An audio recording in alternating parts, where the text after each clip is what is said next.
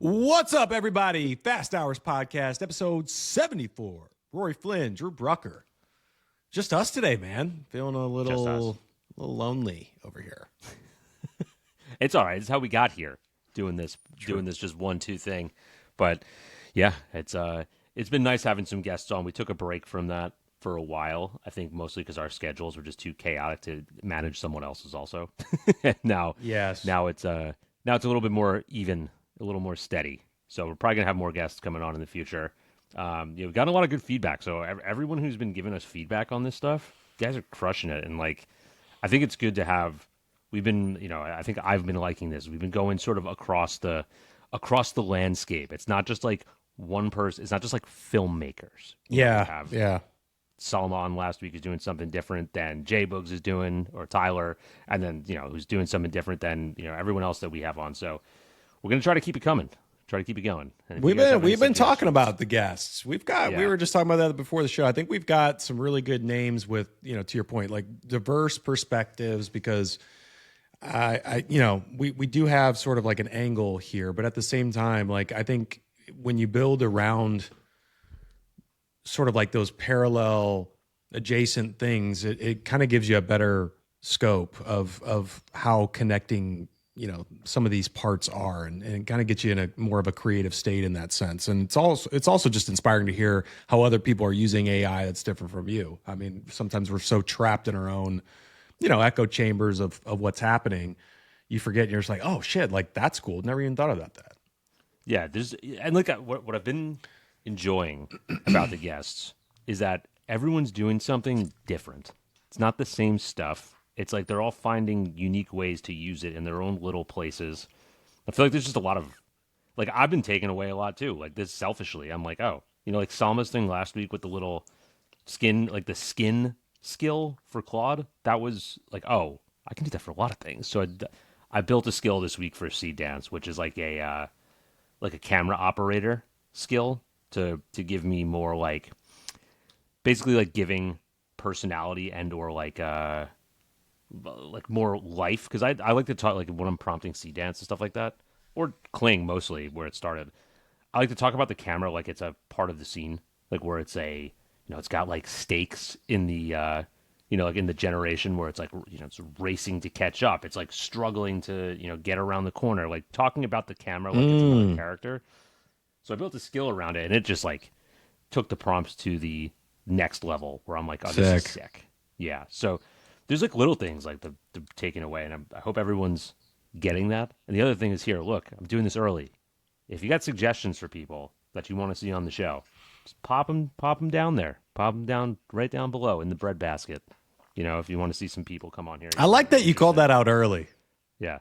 I please, like, let us know. I think you were also saying you might do a post on this. We've got our own short list of people that have at least verbally committed to being on. We're locking in some dates, but we also want to get some suggestions from you guys. Is there anybody that you follow closely or are inspired by, or have learned a lot from, or just admire in general? This would be a great time to drop that name below. We're going to be doing some outreach there. So, hell yeah! Have you guys been having the? Have you been having the? Like the smoke from the forest fire in Canada? Did it reach you guys or no? Is that just us? No. There's it's like a massive forest fire going on in Canada. So like whatever Where? the jet stream is doing, I think is it in Calgary or something like that? Maybe there's a big one, but like we had cyberpunk post-apocalyptic New York this week, where it's like all the smoke is just hovering. It's like traveling in the jet stream. Really? And it's like making the light look orange, like coming through all the smoke because it's blocking out the sun. So it's it smells like a forest fire in New York. It's like really it's like triggers something in your brain, like danger. Weird like caveman brain. It's like, this doesn't feel right here. It's smoky, weird. It's just been, dude, this has been a very weird summer so far. I don't remember a summer here where there is like a pop-up chance of rain or pop-up rain literally every day. I mean, this is insane. I was just looking at the weather again today. Next 7-8 days in a row, like rain. It's like what is going on? I've never seen this much rain in the summer. Here's a dad question for you. This is a banter for your wife, by the way. Like does having kids now in the summer make you more nostalgic for summers like when you were a kid? Great question. I don't know. I don't think so yet, but I do think it will be. What I mean by that is I feel like they're still too young to really like appreciate like, oh, summer, we're out. Like their schedule is so like we're going to school, they go to the same school in the summer. So like they're not really separating in their mind. I mean, we do kind of the same stuff outside of just the pool being ready. You know what I mean? So I would say not yet. But I would say when they, have summer off from school, and there's a legitimate break, probably I could see that. It's just been like, I don't know. I've been feeling it more where I'm like, all right, then we're going to the beach. But like, I'm not doing things that I'm used to doing at the beach. I'm not going there to like, go to the beach bars and like go out to dinner. It's like we're going and we're like looking for sand crabs. Or like going in our backyard. Oh, okay, I see. Like you're getting more of those like childhood. You're reliving childhood memories. I'm getting it. Yeah, I'm getting like I filled up I entertained Faye the other day for like 2 hours with a bucket and a hose. Like it's like we don't need a lot. It's just it's fun. Going out to get ice cream at night, kind of stuff like that. It's like I want to watch The Sandlot now. Dude, we just watched Sandlot last week. It was epic.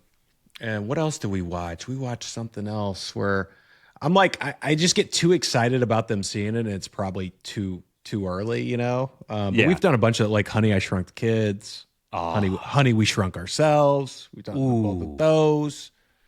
We've done Jingle All the Way. We've done Kindergarten Cop. We've done Kindergarten Cop. So that's me reliving because I'm like, hell yeah, this gives me a reason to rewatch this.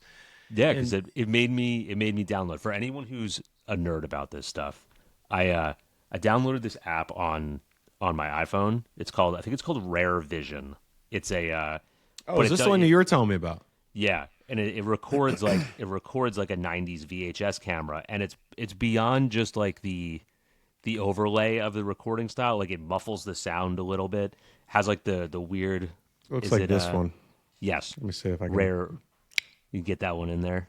Yeah. Rare. Maybe you can. Maybe I'll pull it up real quick. Let me see if I can find it on here. Here's like the interface of it. Yeah, Rare Vision VHS. But it puts it to your point. It puts things in like this camcorder 90s aesthetic. It is super dope. I used it a couple times after you mentioned it, and then I kind of forgot about it. But it's cool. It's cool. It's this one. If anyone who's looking for a Rare Vision VHS retro cam.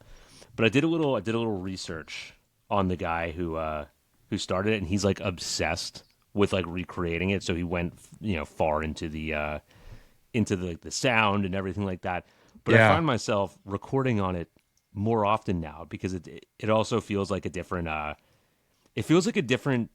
way to create. Like I feel like when you do stuff in iPhone in vertical and like like what you're trying to create, it's going to be fast. It's not going to be like people's attention spans don't like last that long. Yeah. But now that I'm creating like these 3-4 minute long videos where you got like the dad commentary, like what are you doing over there, like kind of stuff, and then like I'm playing it back for Faye and she's like loves it. It's like family movie time. It's like, this is again. There's like a lot of I don't know. It's like triggering something in me. Are you doing? Have you tried like the Snapchat filter thing with her yet? That's fun too. What, just like making your face all funny? Like they have all those little different faces and stuff. We did a bunch of those videos, like where they turned us into aliens and then it changes our voices, and then we record it and listen it back. They love that stuff. We have a microphone that changes, that voice changes, and it's hilarious. Like, super high, super low. Just hearing her like, "Hey, what's up, man?" Yeah. We had like a toy. I don't know if we still got it. It was like that too. You could change the pitch. Yeah, TikTok sold me on that one. Thanks guys.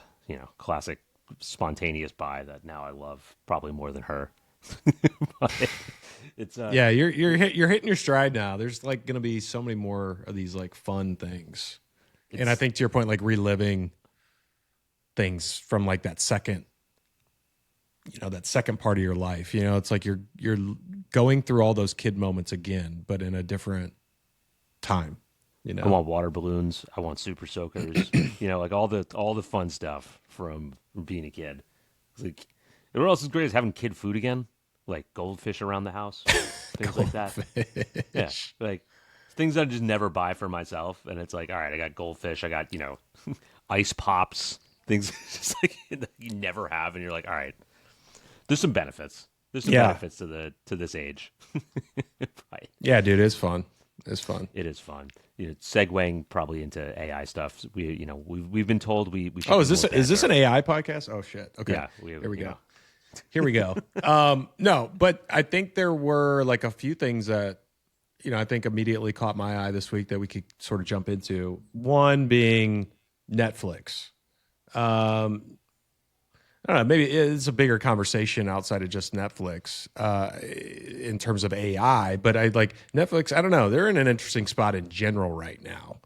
And I say that because like you're starting to see more bigger events come into Netflix. And then some people, I guess still don't have Netflix or don't want to have Netflix. And I don't know. I think I have no idea what's going on internally with Netflix in terms of like their line items and their budget, their expenses. Like, but this kind of caught my eye, AI related. I'm sure some people saw this, but they basically came out and said that roughly 300 programs across Netflix library have used Gen AI across their production process this year. Okay.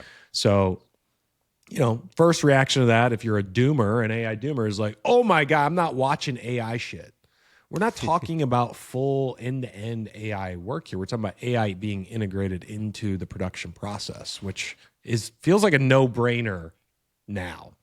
You're starting to get like these other names, like George Lucas came out and said something recently about this. He's like, yeah, like this is inevitable. We need to be adapting. This is what change does. Change happens. We have to adapt to it, right? But basically, they just said, hey, look, like we increasingly leveraging these tools to deliver higher quality output for more quickly at a lower cost than traditional methods, right? In some cases, again, this is another key line. In some cases, productions would have had to leave out key shots and sequences in absence of Gen AI technology. That's what we're talking about, right? Like so much doom and gloom of I hate AI or I want to use AI for everything, when in reality, we're talking about all these like middle layers where it's a dual process. This is a tool, right? There are plenty of use cases that are low risk that don't affect you. So these are kind of the situations that I think like I love to hear validated from things that we've all kind of like all of us that have been in this space for a while have just been kind of been saying, which is just like, hey, look, like you would have had to leave out shots and sequences without this. Now it's possible, right? Same with like photography side. If you maybe you wanted additional camera angles for a photo shoot and you just didn't shoot them, or you wanted to make one variable change or a few variable change after the fact. You're gonna fly that person back out, or get all the logistics together to go redo those things. I don't think you have to, right? Like, so it's like these smart decisions. So I thought that was interesting. Yeah, there was an interesting, this is a sidebar, but we'll come back to the Netflix shortly. Like I'm talking to a client of mine who did a celebrity spot, right? Like they did a 30-second commercial with a celebrity endorser, and something happened in the product development process that they got a sort of like legal notice on maybe something, a patent or whatever the hell they had, might have not been, it was getting challenged. So like whatever they just shot with the celebrity, they couldn't they couldn't use because the product was getting challenged in some way. Damn. Sorry for being very vague, everyone. I have to keep names and things under wraps here, but regardless, they used the combo hybrid of AI and 3D and VFX to recomposite that the correct product that they could use back in because they could not afford to go and get the celebrity again, reshoot it, pay for everything, insurance, all the other things that go on. So in a world of non-AI, that would have been a massively expensive hit for them. Something they probably just wouldn't have produced. It would have been out there, and they would have wasted time, just spent money and got nothing. So there's certain things, but going back to the Netflix stuff, you read this headline, right? Like this is classic rage bait, right? Like roughly 300 programs across Netflix's library have used generative AI across their production process. So it's not 300 fully made AI pictures. Yeah. Right? It's Nice hook. that could be a little bit of a, that could be a little bit rage baity there, because Netflix has. Have you ever seen Netflix's GitHub? They have open source tools that they've released, which I think is kind of cool that they've done that. Here, I'll share their repo real quick if anyone's interested, because they're doing some. Here, let me share this real quick. Share screen. Well, listen to this, Rory. So they said Netflix told shareholders that usage expands across every level of a program's production process, from its concept and previs to post-production and release. Because it's all useful. I mean, like, you can use it, and you can be creative with it, you can be fast with it. You don't have to be like, oh, this is just going to cut time and cut expenses, right? Like, there's more than that. Helped create highly complex scenes that included enhanced crowd sizes, battle sequences. It's VFX, and I think that's what a lot of the main, like Peter Jackson, like you said, he also was just like, this feels like VFX to me. Like when it, CGI and VFX when it came on, like this is what, like we're just going to move in that direction. But there's, like one of their tools, what is this?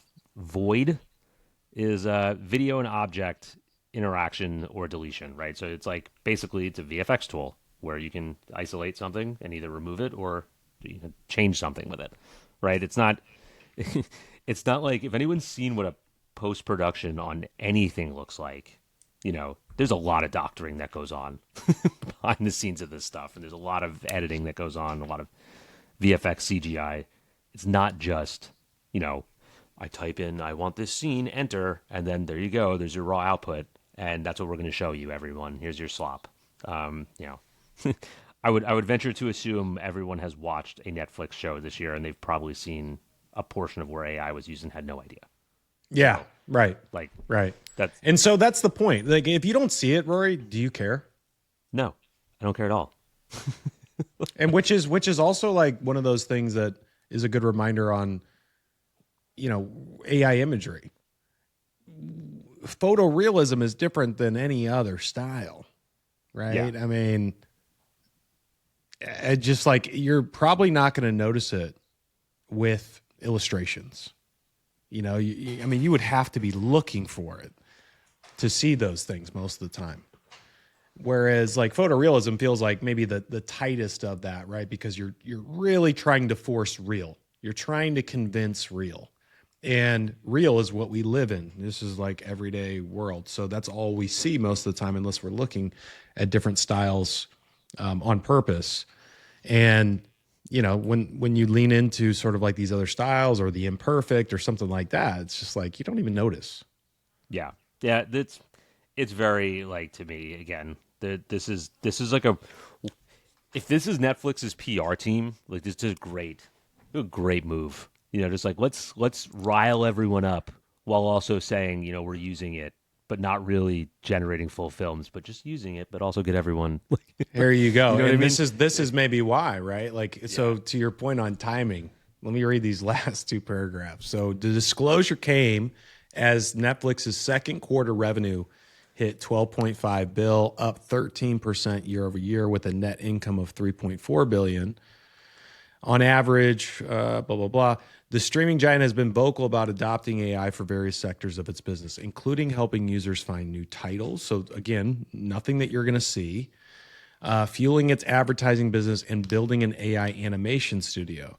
Netflix in March also acquired that Ben Affleck's company, Interpositive, which said it would help provide filmmakers with AI tools to use throughout film and TV production. So let's see if there's anything else in here worth mentioning. Believe it takes great artists to make something great. And AI is not changing that. There you go. There's your standard company line. Um, Movies being made by people who make movies. AI provided them with better tools. I mean, almost 2 years late on that comment, but like there, that's the general idea. I'm sure everyone's tired of this argument ad nauseum, but I kind of like the play. Like someone needs to be. And Netflix has done this, right? Like Netflix has sort of been like, we're just gonna do what we want to do, and like if it's wrong, like people probably won't remember, right? Like there's been a lot of Netflix stuff. They've been definitely on the bleeding edge of like we don't care, we just do what we want to do, and Yeah, you they guys kind of have remember been. Yeah. yeah, like the roasts and stuff that they've put Rory, up, what's and the like alternative universe where Blockbuster never got faded and Netflix just went into the darkness? you just hit another nostalgic moment for me. I mean, where Netflix was just their road ended at the mail-in little CD discs. I still don't know how that worked. Like I still don't understand how that worked. Like how we actually Bro, did we've that. gone so far. Like, is there another universe out there where Blockbuster has just been the one that basically pulled off what Netflix did? And man, imagine if it was. We would still love that. That brand would be one of the best brands in America. Yeah, It would have been around so long, and it would have been around for such a crucial period of time for its demographic. Like we all grew up with that. yeah, And not only did we grow up that, like our parents were the ones that would take us to the video stores and stuff too, right? Like it was a dual generation brand that if they were Netflix now, Blockbuster would be one of the best American brands, I think. Like top five. yeah. And it probably has an effect on a lot of things, right? Like how many times did you go into Blockbuster and just book cover searching, right? Like Yeah. what Yeah. catches my eye? Like when I'm Yep. not looking at a new release and something's going to catch your eye. They And it played was on always scarcity too, because Yeah. like, are they going to have that in, or is it rented out? And when is the next one coming back? When is it supposed to be back? And then And having the movie sized treats, like the big sized, like you never like parents would never a let good me call. buy them. Yeah, I was same. Like, I want that. Yep. You know? Yeah, Oh. dude. And they used to do like video game tournaments at my Blockbuster too. Ooh, I played in a that's a Donkey good one. Kong tournament. I got third out of like I don't know how many people, but it was like a big deal. It was a big deal. I was like 8 years old. I was amazing at that game.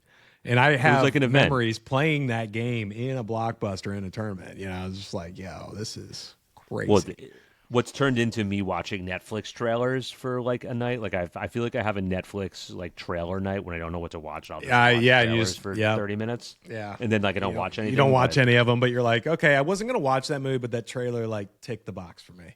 Yeah, that's like my trip to Blockbuster where it was like I don't know what I want, but I'm gonna get something. Ooh, I like that. I like that connection there. Yeah, I'm just gonna walk through the aisles and then like see if something catches my eye, something I haven't seen before, whatever. But no, Blockbuster was a hell of an. Does anyone have like speaking of brand? Does anyone have a bad memory of Blockbuster? Like not single memory, but does anyone not feel good about Blockbuster in the past? Like I hated Blockbuster. It was the worst thing Yeah. ever. Yeah. So that's in the minority. I most mean, I likely. feel like if you did, it was because you just never returned the movie. Yeah. Yes. You know? Yes. And rewind. Please rewind. Be kind. Whatever that would. Be kind. Please rewind. Remember anyone doesn't remember that. red boxes? Yeah. I never used one, but I remember them. Oh my God, man. Wow. Like wow. It was- What a time to be alive. What an evolution of where we've come from. Just let me before we move on from this, let me just share if anyone's interested and they want to check this out. Here's if you just search on GitHub, Netflix, you'll come up with Void is one of their models. You can download it. Netflix is their So repo what page. is this though? Like what do they have on here? So they have a few things. Let's go back to Void for a second. Void removes objects from videos along with all interactions that they induce in the scene. So if you have a soccer ball and it's getting kicked by a bunch of people, but also that means that it's the lighting is catching it. It has it's hitting the grass and making indentations, things like that. It's going to work through all of that and remove it. So not just secondary effects like shadows and reflections, but Oh, physical interactions like yes. objects falling. Right. So built on top. Let's see if this is a little demo that they have I like here. that name for it. Void. Yeah. Yeah. So that's interesting. If you remove the Yeah, I ball remember and the seeing people, this. I remember seeing this now. this is the stuff that are you upset that people are using this? I mean, VFX artists, if they have, I'm guessing, if they have access to this and it works and it's not a pain in the ass, if it's 95% of what they can do, I'm sure they're happy to use it, right? If it's that simple as it's laid out here. But they do have a couple products. Like I haven't actually gone through every single one, but they have, let's see, Thin Client Metrics Library. I'm gonna roast myself here. GitHub is still confusing to me in many ways. Like, It's all right. I mean, it's probably 90% Claude and GPT now, just like pumping yeah, things but in but here. like just like all the different, like I don't understand all the different sort of like structural categories. The UI is confusing to me. I mean, I don't know. I know my own. I think I've like created some stuff, but 234. Claude helped me. So he was Yeah, nice Claude about wrote that. everything. I don't know what I'm doing in here. That's the like. I didn't even know what a GitHub repo was 2 years ago. It's like, what is GitHub? Why is it important? But now it's like my source of truth, right? Like now it's like where some of my backup for Yeah. just about everything outside of the local files and other backups I have. It's like I treat that thing like it's gold because it is. It's like my whole life is sort of like invested and tied into it. So I think a lot of people probably What would you do if you like a- lost every bit of context that you've provided? God, I don't know. This is an interesting one because I was talking to someone the other day that was like I was trying to edit like my code from 15 years ago, and like it was having like Claude was having a really hard time with it because it's just like it's almost like so foreign older. Whatever you were writing in the past for whatever medium you were writing, that it wasn't like recognized. It's like it built it from scratch faster and easier than like editing the old code. And I'm Yeah, like, that makes sense. interesting. The one thing I did like when I started Claude, like Claude Code, was I just fresh accounted it. So it was just like I'm just gonna start this with nothing here. Like I don't want to have all the previous context of what I used, in there, not just Claude Code, but Claude in general, Yeah. because I had migrated to GPT. I for a did long the time. same thing actually. Like I ended up like doing the whole data migration download and then just never did anything with it. Because I was kind of thinking the same thing as you. It's like maybe that's a good thing to start fresh in that sense. Let's talk about Suno for a second. All right, So did you see this? I scanned it. There was okay. So for anybody that's not familiar, I'll read this. Give you the cliff notes here. So a hacker breached Suno, and they basically released the source code that showed how their training set was made. So they did a whole breakdown of 113,000 hours of YouTube music, 62,000 hours of Pond 5, 12,000 hours of Deezer, plus Genius lyrics and a plan to download roughly 1 million hours of podcasts. The same intrusion reached customer emails, phone numbers, and Stripe payment data Great. for what the hacker says is hundreds of thousands of users. Suno dates the incident to November, calls it limited, and says individual notifications were not warranted. Nothing Customers are surprised not to have been informed by the breach. Yeesh. nothing to see here. Just your personal data has been leaked, so I guess my personal data has been leaked. That's nuts.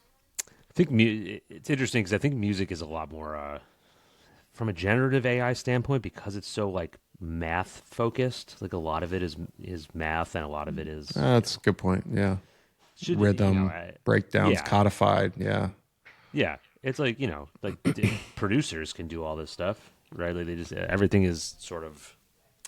I'm not saying it like they just do this stuff. It's like there is a rhythm, a repetition, a math to it, where it's not like, let me dream this thing up and then I have to connect a million dots. There's, you could code like that platform. I don't know if it was what the hell it's called, the vibe coding platform for music. God, Sent you. I remember I sent you those videos. There's this girl I on can't TikTok. remember. I can't remember. I've never been like super into the music thing. I mean, it is kind of fun. I could see it, but I don't know, man. Call me old. This is where I'm like, I feel like music is one of those things where when it comes to the music itself, I would rather not have AI involved. So this one's called. It's called. I just remember. It's called Strudel. It's like a. Hold on. It's like a vibe coding platform for music where you're actually like writing the music, but you're writing it in code. So like you can write the beats and the repetitions and like everything. It's super cool. Here, I'll share this real quick. Yeah. I found it. But everyone who's, if anyone wants to like really nerd out on this stuff, it's like you can see people, they're like writing the code and it's like writing the waveforms and the music, and you can add filters and you can, change the notes and the harmonies and the melodies and stuff like that. But there's this one girl, I think her name is like Switch Angel or something like that, who I first saw doing it live and like building music while like typing, with this code and stuff. And it was sick. And then I found out that she spoke at Config, and I didn't know she was there. It was like you're gonna have a giant nerd come up to you and ask a bunch of questions about this thing, because I thought that was just so cool to see how they create music like this, and everything is just like, let me just do this. No, wait, I don't like this. Like, What's your take on music and AI? I kind of love what I get to do with it. There's so much like weird like stuff around music licensing and like being able to use it, and like, stuff gets taken down and you get notices, and I'm like, I just want to create what I want to create, and like it doesn't have to be this epic production. Like I just need background music for my stupid AI video that I'm putting up on social media. Like I love going in there and creating it. I like enjoy it.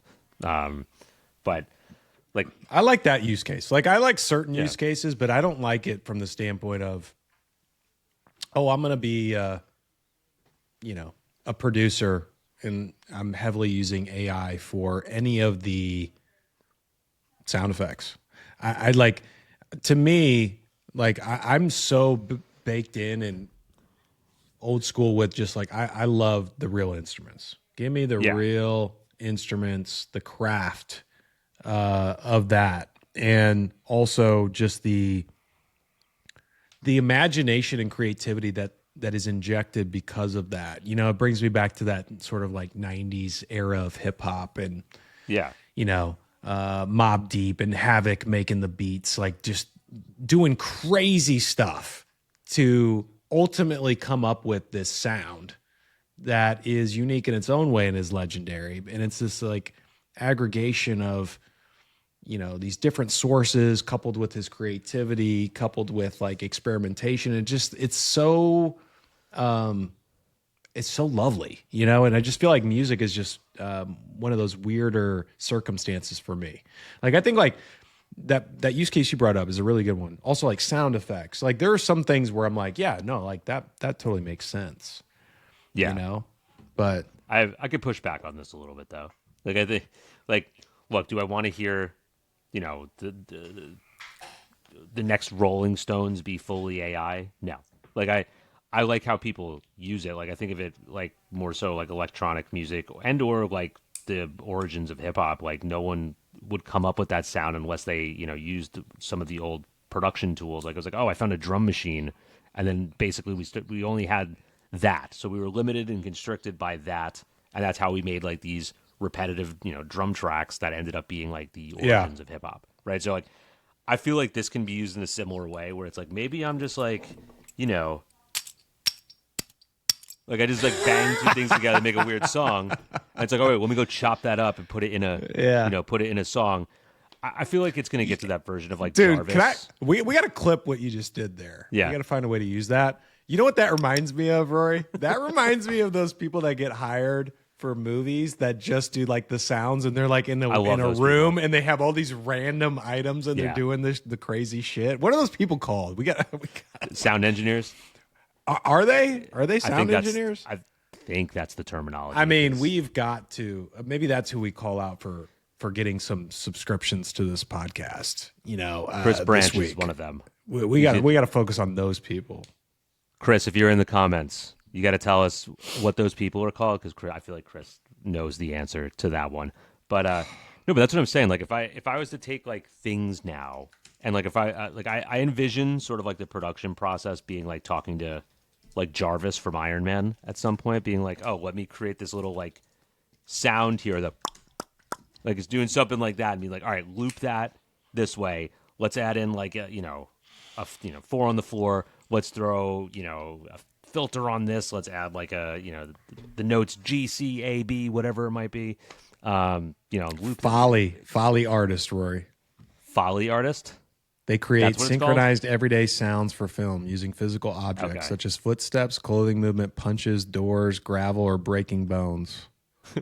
Like the guys, like horse. It's like horse stepping with like hollowed out coconuts. Like, Yes, dude. it's good, but see, that's like I like that. I like when people take stuff that's not supposed to be used in this way, and then like the drum machine probably wasn't made for that, but they did something with it. Like how we do a lot of things that these tools weren't made for, but that's how you get the good stuff out of it. And that's how I see it as art. Like this is again sidebar, fun dad comment here. Like I saw like the perfect this would make it on Reddit like LinkedIn cringe if I posted this. But like my daughter was playing. We were playing with paint, outside. So she was doing like she has little paint markers, and a big like canvas of paper, like a big book. It's like canvas size. It's all we do around here, Rory. Yeah. So she's just she's drawn the regular way. And then she figures out on the markers if she holds them down, it's going to bleed a lot of paint. And then like I saw it because it was hanging off the edge and it dripped, and it created like this like the dripping effect. And I just like saw it take hold in her brain, and then she was like, "Hold on, let me push this down again on the middle of the paper. Then let me take the other one and put it on top to like blend the colors." And then she took like one of her wipes and started like, and I'm like, "All right, see like this, I like this. Like this is creative. Yeah. This is art." Yeah. It's like, oh, what happens if I do this? What happens if I do this? Let me push it a little bit further. Like that's how I feel like my brain worked with the AI tools. It's like, oh, well, what if we did it like this? Or if we mash these two things together. So there's a lesson in that somewhere. Reddit, LinkedIn, cringe. That would be a top post right there. If I Protect your inner child, man. Yes. Just I do that kind of stuff. Dude, that is a cool thing about parenthood. That is really cool. I love those moments. Also, I think like before we move on, I'm curious. Let us know like what do you think about the music space coupled with AI? What are the best use cases that you guys have seen for it, or what are the things that maybe you are using for it? I'm curious there because we really haven't talked a lot about audio on here, or music rather, but I think it's an interesting point nonetheless. I'm not even sure. I haven't been keeping up with that specifically to know how that's. I feel like I haven't heard much from Suno and Udio, like those early ones lately about new advancements or features. Have you? I mean, maybe it's just my feed, but I think Udio got acquired either by Did like they? Warner Music Group or something. But that makes sense. Wasn't Suno- Will I Am involved with Udio? I think it's either that or Suno. I know Timbaland is on the Suno sort of like I don't know if he's a paid spokesman, but I know he uses it. But it's probably one of the tools I use most without talking about it. Like I think the people that love music and just like want to create stuff and make their own music, I think there's a lot of people probably doing it. And I've seen it. Some of the things I've seen that are really funny, like in the performance marketing space. People are making like these custom songs for their ads, but they make them like ridiculous and funny because it's like a hook. Yeah. So it's like it's a way to sort of like inject some. And then the video I was showing you before, one of the podcasts, they made this dumb song. It's called Jingles. Comment Week. Jingles still rock, dude. I mean, they crush. Like I would say that there's like a lot of uses. The performance marketing one has been really funny. Like I've seen people tell like stories through like ads with the song, and it's like a very, very creative way to use it and to play with it. I just don't think it gets talked about that much. I think there's like a very unique sort of angle to it, and it can be used. There was one viral video. I don't know if you saw it a while back. It was like a guy made an emo song with all of his like pregnant wife's texts. You know, so it was like this whole emo song. Yeah. It's like, I'm so hungry. Yeah. Getting into like, but yeah, I've done that. I've done a lot of stuff for my family and my friends, like just making like dumb songs about them and things like that, or like editing videos with songs about them. You know, I think it's great. Like I think it doesn't have to be serious. You don't have to be. Yeah, I think that's the other part, right? It's like Yeah. I'm more so concerned about the serious nature of it. Like what are those best use cases? And I think we talked about a couple of them, but it's like I wouldn't want to hear AI music on a radio, or I wouldn't be listening to probably I don't know. I may be in the minority here, but I wouldn't be finding myself listening to a playlist of AI generated songs knowing they were AI generated. If I stumble into something and it's nice, it's like, oh, okay. So it's almost like maybe if I don't know it going in, it's maybe that disclosure bias. I've brought that up in a previous whole thing with a post and whatnot, but it's like that idea of if you know something is AI, you view it differently, you know, versus experiencing it and then backing into it and either figuring it out or you have no idea. It's just an entirely different experience. I think there was a story a couple months ago. I could be totally off on this. That there was like this, maybe it was in Asia. I'm gonna have to look this one up. That there was like this band that got really popular, and like it was AI, and they had like a ton of streams on Spotify. So like when it came time for them to go on tour, they just hired a band to play covers of the songs. Like they just like they like filled in the band. Like it's like the opposite way. You know, like they filled the band because the songs were so popular. Like that one, remember that one being interesting because it was like, oh, people can like it. But the other one I've always appreciated for the content value is like when they make, you know, let's do like a Kanye West song with like a 1950s blues singer, like, you know, kind of thing, and the 50 Cent one that went wild a couple months ago. Like that, to me, I just find it interesting as like an angle because I think it's cool if you really like the music and you want to hear it from a different perspective. You know, there's music's also hot button for people. Like mute people will like come for your throat. You know, Oh, music for might sure. be worse than music might be worse than art in that sense. Yeah, I think so. Anyway, let's Keep it going. let's switch it up. Let's go to I want to talk about. Actually, can you pull it up that Runway video? I think this would be something good because the reason I'm having you bring it up is because when you bring it up, you're doing things right with the audio where the listeners can hear it, and I don't think I figured that out here yet. So pull that up because there's this video, in case you guys have not seen this, that Runway posted within the last week since we were on here, and it's probably, I don't want to like go hyperbole here, but I think it might be one of, if not the best AI videos I've seen. Me personally, this is just my opinion, because of the concept itself, and it feels like something that would actually live in the real world. It feels that way. Also, the story itself has this emotional tie-in that they absolutely nail, that I don't think any other video that I've seen that's tried to do it has really gotten there all the way. This one gets there all the way, in my opinion. Let's put it on.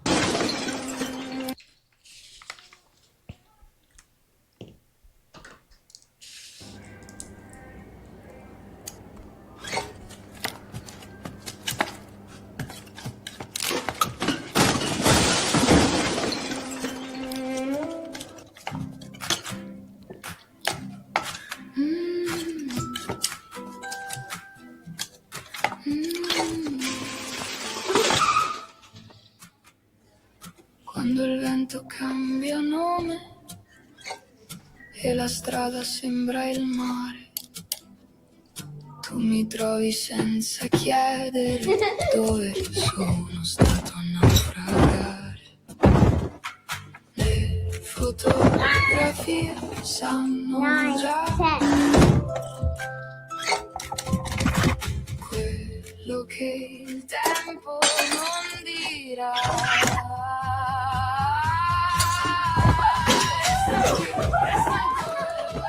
Come il cielo sopra casa, se domani cambia il mondo, noi ci troveremo. Without help, this magnificent creature will not survive the coming winter. Abbastanza lunga. Torna sempre a casa con te.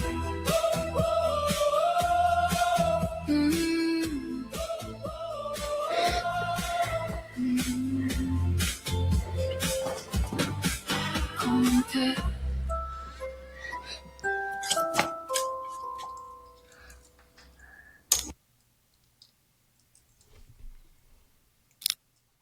I gotta know who did that. I gotta know who did that. It's so good. We got to figure it out. If anyone knows. I just want to say a couple things. I love that. One, it's this inanimate object, and then immediately you get life from it. It's limping around, right? It's obviously got this like broken, scarred, chipped leg, and I actually have this lamp.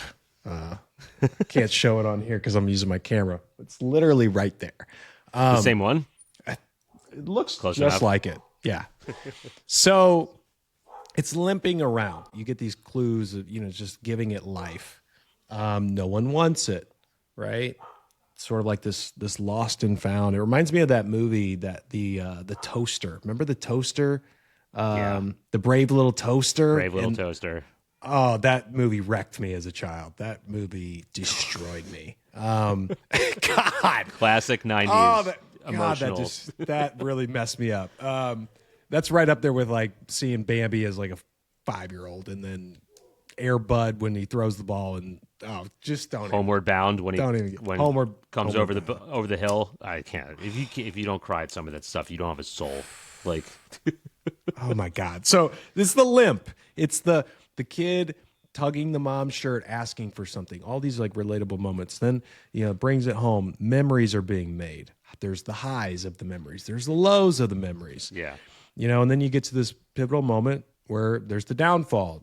The lamp falls, breaks, and there's this everybody's sad. There's this realization where it's like, this might be over. It's just going to be a sad thing. And then you get the thing at the end with the second life. And I don't know. It's just for the length of that video, everything was very intentional. There was nothing about it that, even going in, knowing it was AI, that felt obviously AI. It was just very well curated and done. And props. I don't know who to say props to, but I just think that is really good. And I saved it, and I almost never watched it. And I don't know. I just hit play, and I was like pleasantly surprised by that. Here's the one thing feedback. I'm hoping. I'm really hoping that was written by a human and not by AI, because you can see like the Pixar storyline to it, where it's like, sort of like damaged goods, like total arc sort of thing, like, Outcast or whatever they might do most of the time. There's always like some sort of like main character damage, right? Like Yeah. That happens, and then it's like in the beginning, and then like it shows its head towards the end, and then there's a redemption arc, whatever. But like that to me felt like a classic boy and his dog sort of trope, like where you immediately make the connection to like, oh, they're always there, like the dog showing up at night when like the mom walks in, kind of thing. And it's like felt very familiar, and I hope it wasn't just like a AI came up with that concept, because it's like, oh, pick up all these things from Disney, Pixar, I feel like it could be though, storytelling. because like I agree. I hope it wasn't, but I feel like that is maybe something that could be codified, because there are those like basic plots, right? Where it's like, I've seen this plot in 100 movies. I've seen this plot in 100 movies. And I don't want like, to be that easy. I know. Like, I don't want to be that easy. Yes, I agree. I agree, right? Like there's okay, so I was just looking this up too. I think like ChatGPT thinks there's roughly 7 to 20 fundamental story patterns, right? There's Okay. I don't know if I'll read all this here. Let's do this actually. That way people can listen. They can also kind of check this out on their own. Can I zoom in? There we go. Let me hide this. Okay. So 7 basic plots: Overcoming the Monster, Jaws, Alien, Die Hard, Rags to Riches, yep, The Quest, Lord of the Rings, Voyage and Return, Wizard of Oz, Finding Nemo, comedy.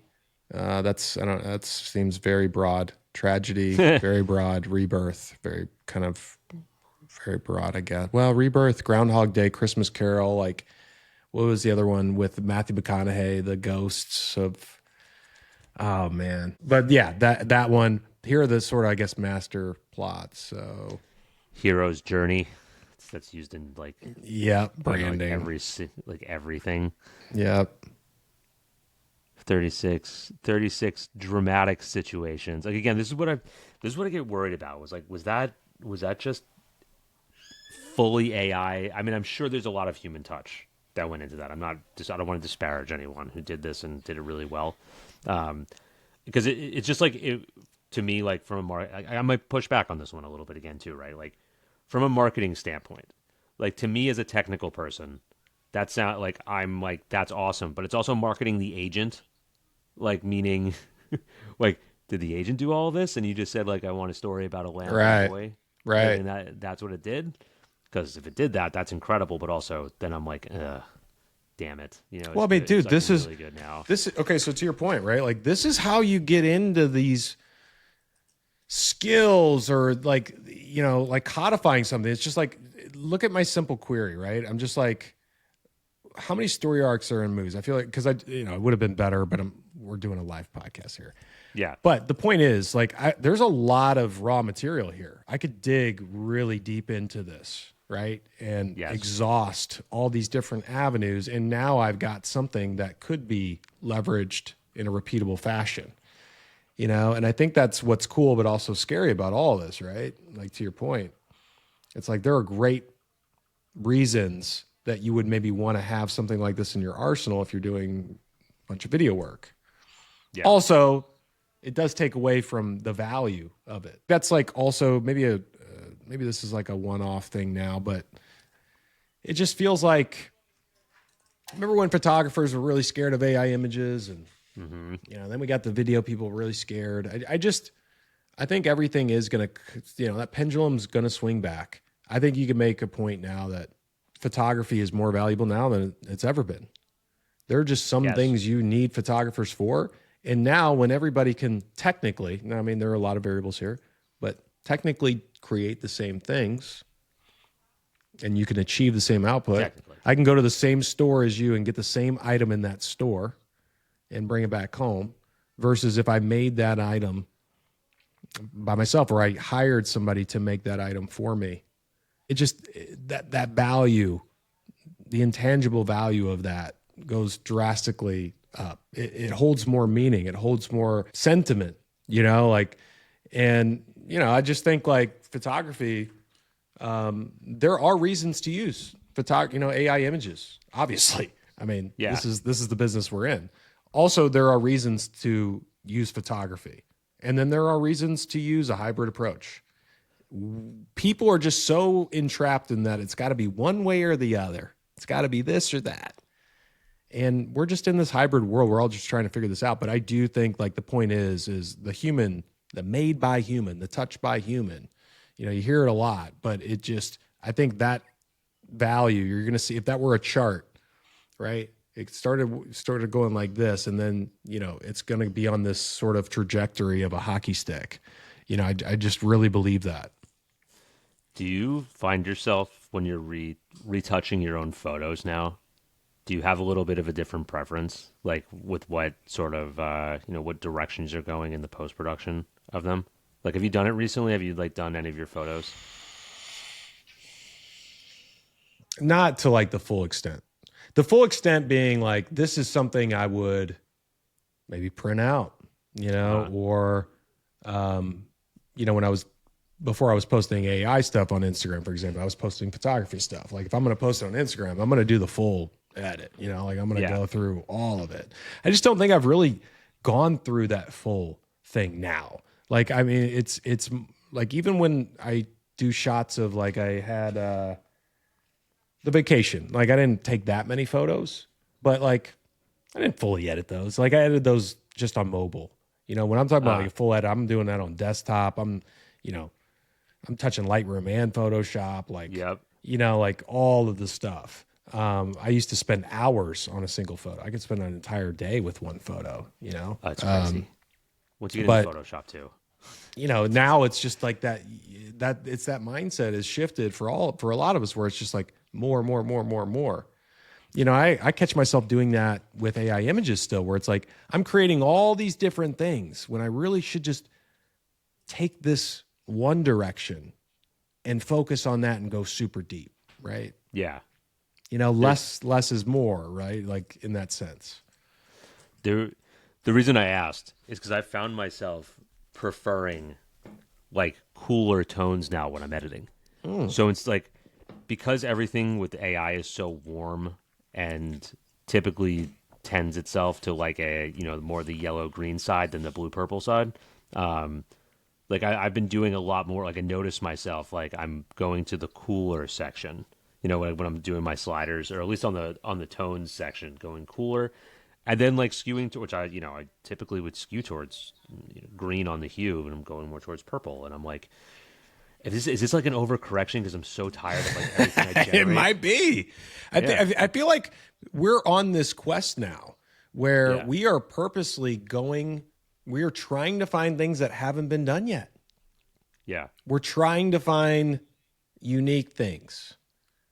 And now that like these floodgates have opened, before it felt like those unique things were infinite. Now it feels like maybe they're finite, like in a sense. Like I know mathematically, maybe not, but I do feel like there is this end of the rainbow kind of thing with this technology now. I mean, how many deviations can you get where it doesn't make you think of something you've already seen before? It's interesting is like, first off, some of the tools that Figma has dropped recently have like gotten me back into like, I want to design things in layers again. Like I want to do it. Like that. Like I was doing it I was sharing it on X, got minimal to like no engagement, but I loved it. Everyone can see all of our what's it called? It's there, thumbnails. But like being able to go and sort of create in layers again, and everyone can see the chaos that is my Figma board, right? Like where I'm able to add, I don't know if this is the one, maybe it is, maybe it's not. There's a bunch of things here with the layers. Is this it? What is this? Nope, that's not it. But regardless, like I was able to, add stuff. I have these shaders now where I can go and build like the sort of the aesthetic that I'm looking for instead of having to go manually edit that, feather it, add the scan lines, right? Like these are the things that I love playing with now. So like I can, really get it to a certain point where it looks like it's on, my, like an old monitor. Like I want all these imperfections. But you're dialing it in, and you like to dial it in. Yeah. Right. And I think that's sort of like, we've been taken on this journey, right? It feels like a journey, but like also it's a good reminder of how much fun it was. Like, sure, there were painful parts. And I always think about you on that episode where you were like talking about like masking out like the hair, the stray away hairs, shit like that. It's like, no, but like to dial in a drop shadow or this pixelation like you're mentioning, or like some of these other like things that are actually, they're just fun. Like they make you feel more of the process, and it becomes more distinctly yours, which kind of goes back to what we were talking about last week, right? When Salma was here, just like you were talking about that color grading idea. And, then I went and talked about like the post editing AI photos, but it's like that need to make it more yours and customizable beyond just what's taking, the output of a model and then rolling with it. Like, and that's a really interesting point, because I think that's going to come back. Like people, it's like you don't want to spend the extra time, but at the same time, it's like that journey is actually the most rewarding part. It's not the destination. Similar, right? It's like that's what I'm like. I wanted to go ad. I wanted to go like actually write I had GPT write some code for me, like based on this image, and I wanted. Oh, really? That's a cool C++, idea. right? I like that idea. Let me see if I have. If it's So in you here. just said, hey, write some code based on this image, and then you use that as a copy and paste to throw in here and use it as a design element. Yeah, so that I could then run it in, right? Like this is the fun. Like this is the stuff that I wanted because now I don't have to go and like really, really play with it, like to get it in Photoshop or whatnot. Everyone can say this, this design sucks. Like I like it this way. I dropped in 2 layers, changed the blurring, like they're overlaying over top of each other. But like, I'm adding a shit ton of noise. I'm adding like all these different elements to it where like I love what I'm able to do now. Like I love that I can play like that and I can create my own like filters now. This doesn't have to be just one thing. I can create like 17 different shaders and like use 10 of them, right? But like I was saying, like I found myself skewing towards like a bluer, cooler tone with a lot of these, and not that yellow. Like I think maybe some of the originals I have here, where it's like I want to cool this thing down. Like I don't want it to be so yellow green, right? Like I want it to be a little bit more blue. I wanted a little more texture. I want a little more noise because everything's so perfect. Like maybe I want a little darker, a little more vignette, like things that I normally wouldn't do because I'm looking for color. I'm looking for like vivid pop. Like I want this certain thing. But I think like design, like my design preference is now changing, or my visual preference is changing because I see so much yellow, green, golden hour, perfect lighting. Like I want this gritty, I want things to look like they're intentionally bad imperfect. Now again. Yeah. It's like I'm tired of seeing too much perfection. And I think like we've seen that too with some of the brands we've worked with. They don't want these perfect shots that look like they were shot by a photographer. Yeah. Right? Like they want more of this like candid photography. Looks like someone shot it on an iPhone, and maybe the composition isn't perfect, but it feels real, feels relatable, feels like intentionally unintentional. And I think that's I don't know. This conversation we're having though, we're in this pretty deep. So are the listeners here. We've sort of seen this pattern where we start to sort of feel things before sort of the rest of people do. And I think this also could be one of those things that we're seeing is just like, AI, it is faster. It is cheaper in something, right? Like it does allow you to do some things. And I think we can say objectively, AI is helpful in some things, no matter your view on it. Like there are just too many possibilities. But are we going to see the swing back to where there are things that clearly take longer, clearly maybe are a little bit more expensive, but we choose that direction anyway because it satisfies something internally for us as creators? I couldn't agree more. I think we've said it on this podcast. Maybe if we go back like 20, 30 episodes. Yeah. There was definitely that where we were like, look, it's the same way everyone feels about, when you saw CGI the first time.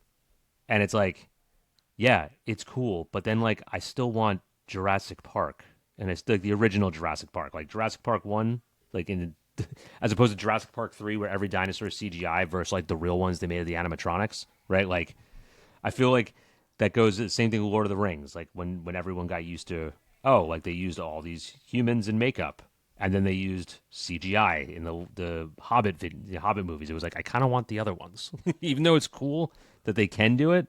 Like I want the other ones. This also brings me to this post I had saved, which I was looking for while you were talking, which is this. Like this is a great concept for some of these ads, right? Like this one, I think this is awesome.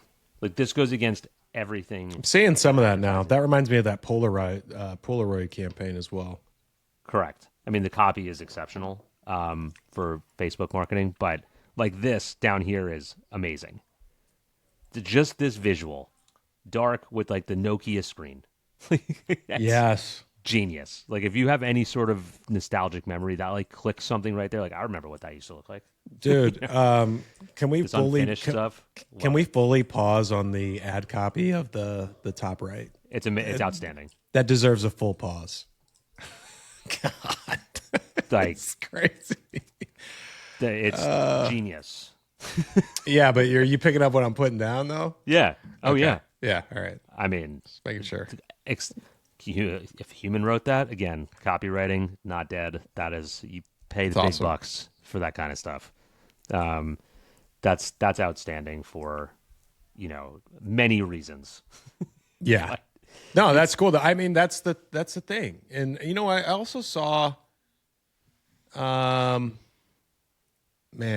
I want to bring it up, but I'd love to watch the video, but then I'm going to have you pull it up. There was some post that I saved though, but it's this brand basically that they've basically designed all of their products, their marketing, and it looks like it was from the early 1900s. It's got all ornate stuff. It's done with the right materials.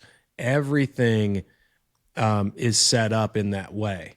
And then, so like there's obviously, that's a trend I think will take off, is the vintage nostalgic piece, which you kind of mentioned. That's what got me thinking about it, which was like, you see the Nokia phone, you see like, we talked about this before, like with somebody showing like copy and paint, the Microsoft Paint and, like these things that take you somewhere, they bring you back. And I think that old school design, while it's not new, but I think from a full marketing standpoint is new. I could see that being a future lane. And then I also saw something very interesting on Instagram I got hit with, which was for a car, and I think it was like a Bronco. Here it is. This will be interesting just to kind of make the point here. But I had never seen people lean into this before either. But it's something you and I have always, and other people have thought about, which is modernizing vintage. Yes.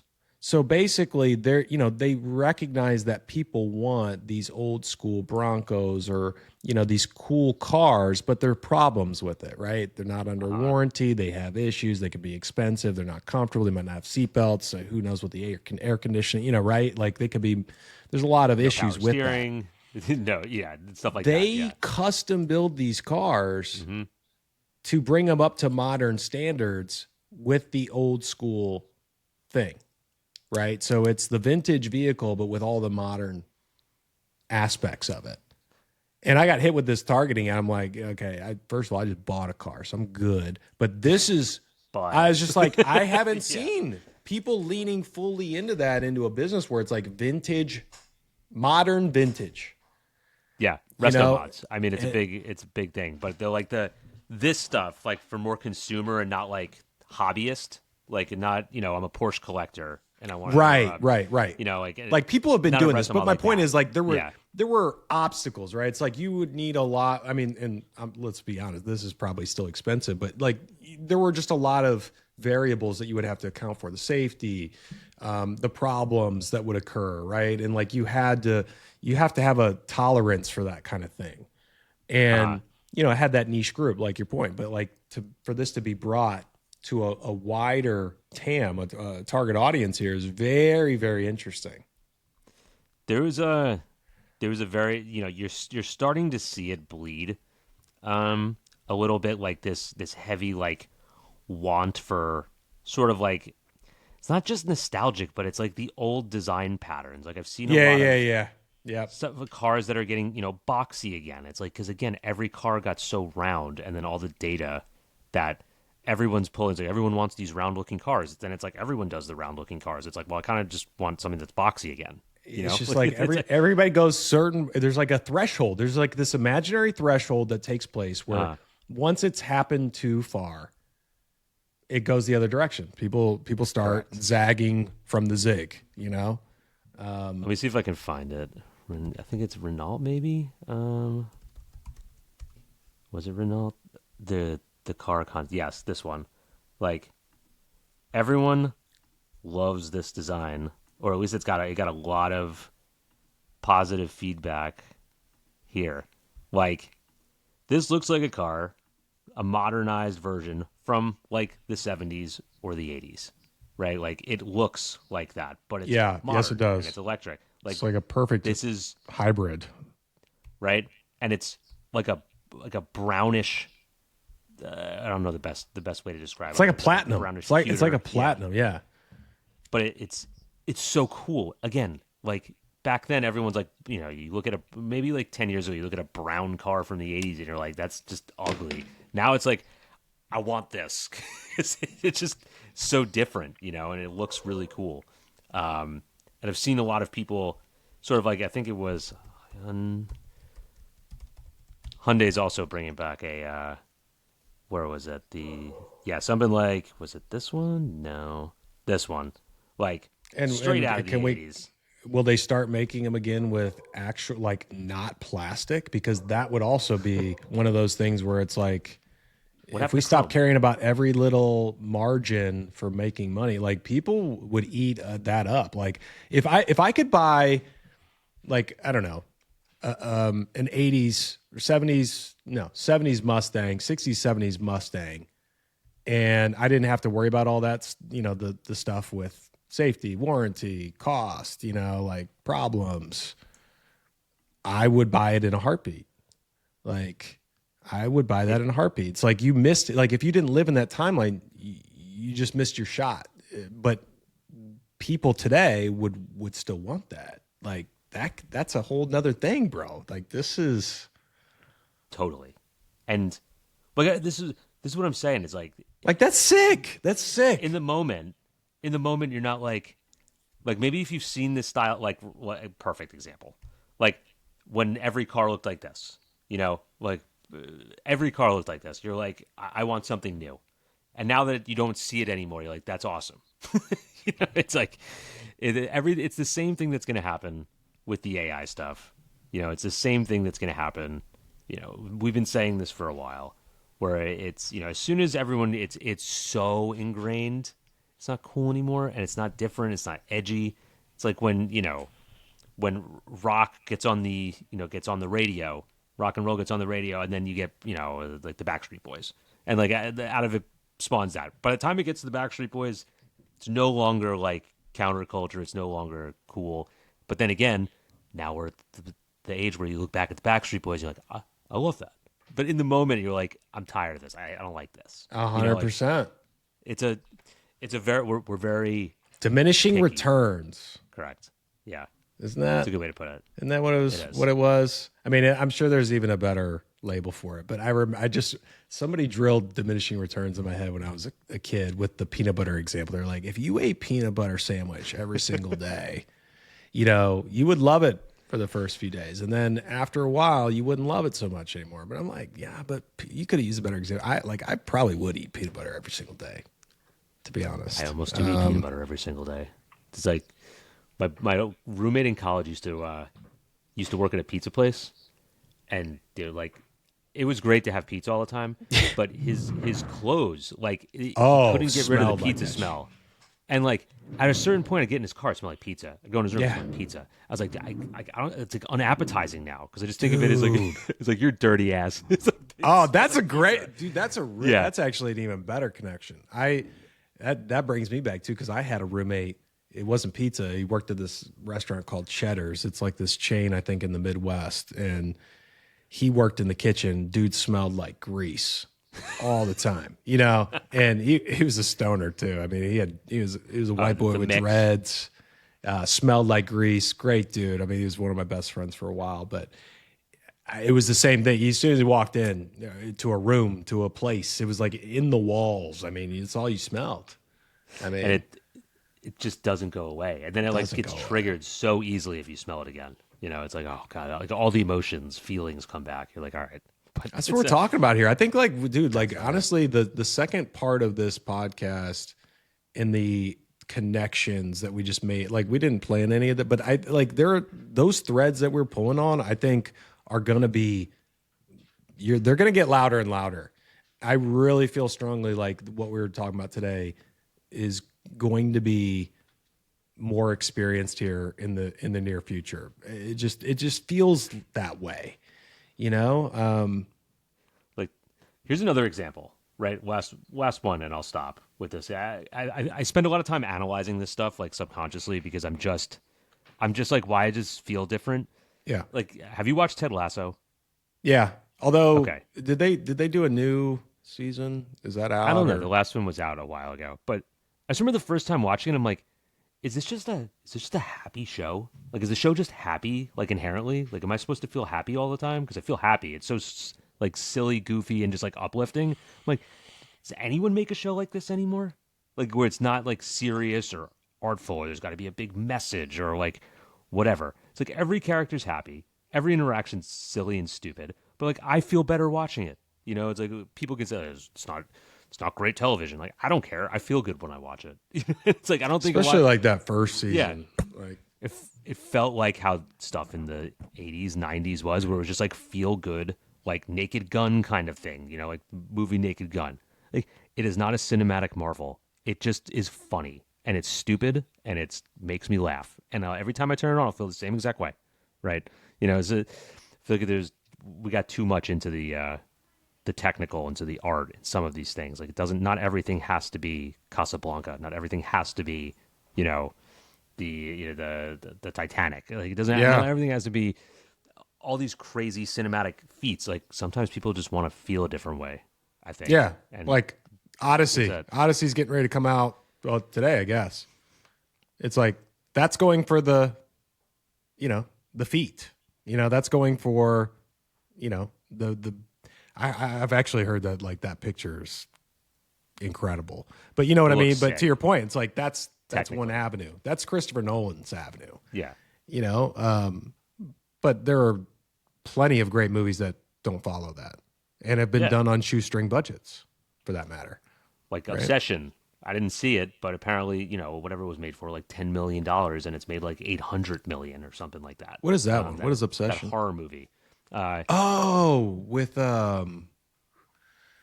who's the girl in that? Damn, It's like the highest grossing movie ever. I haven't seen it. Is it good?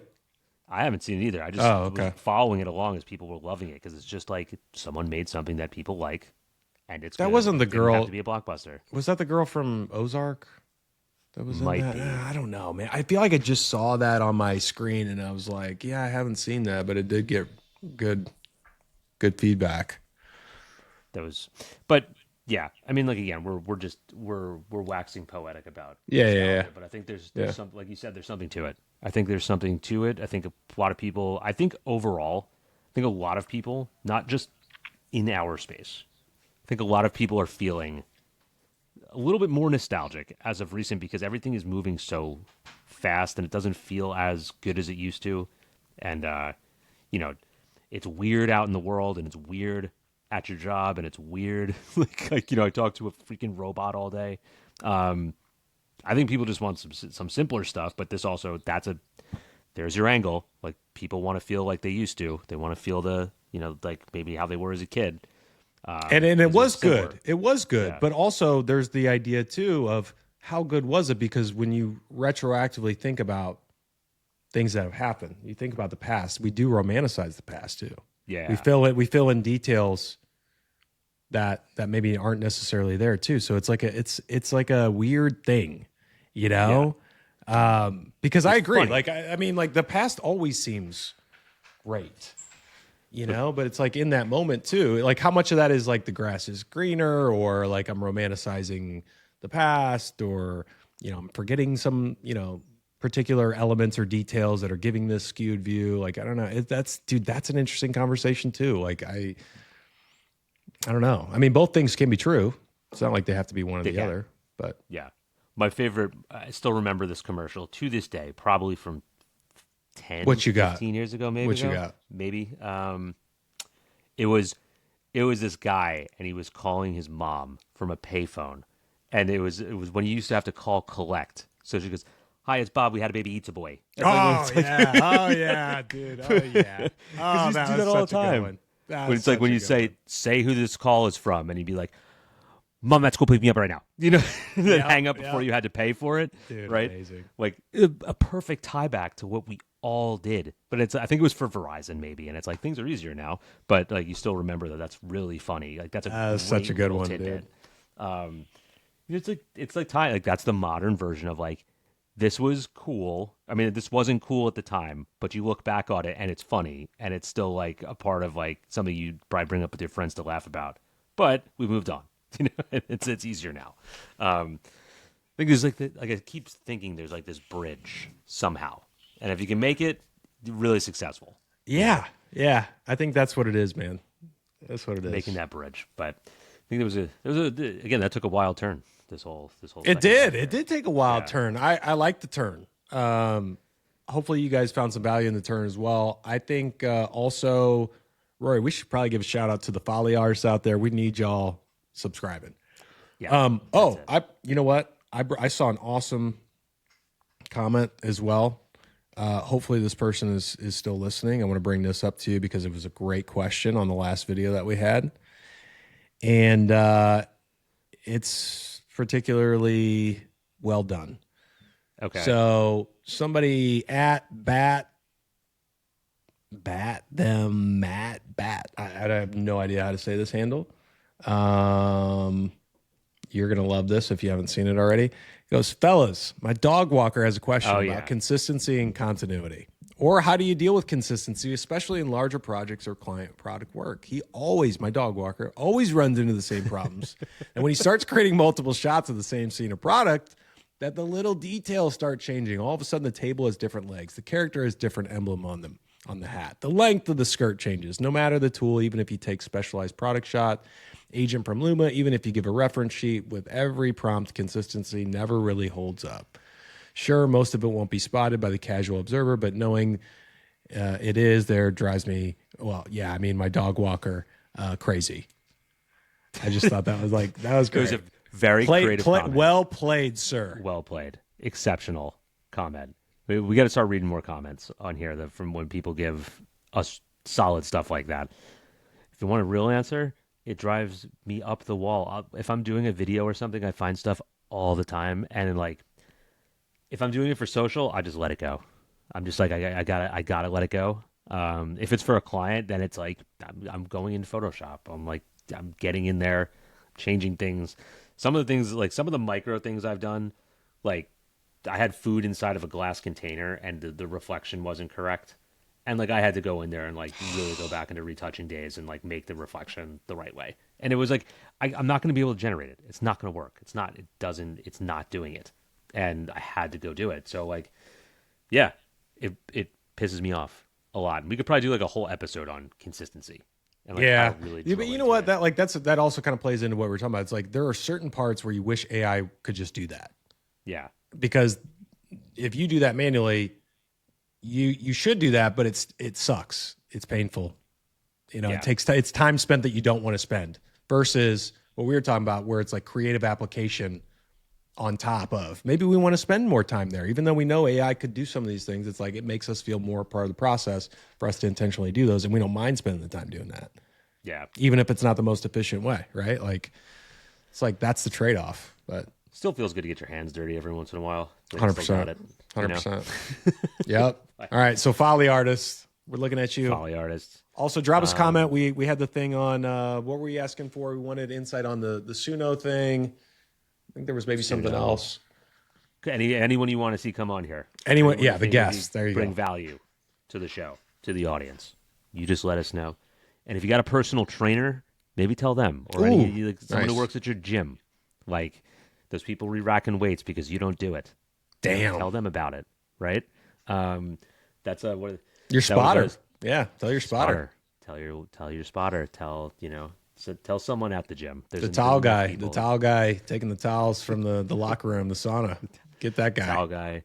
The person filming themselves in the corner. Doing reps. Yeah. For whatever reason. They've already got their phone out. Yeah. gym talk, whatever that subculture is called. There was because someone I think left a comment on our page on LinkedIn about they listened to us at the gym. That spawned that. So again, if you're here, where this is coming from, and this is your first episode. If you make it this far, you got to do one thing. I don't know what it is. If it's a like, it's a comment, it's a tell your grandmother. Do something, whatever. yeah. Just do something valuable. Or take something that we did and then go do something with it. Just do something. That's it. I like that. That's the only rule. All right. Well, we'll see you guys in the next one. Thanks for joining us, and we'll see you guys next week. See ya.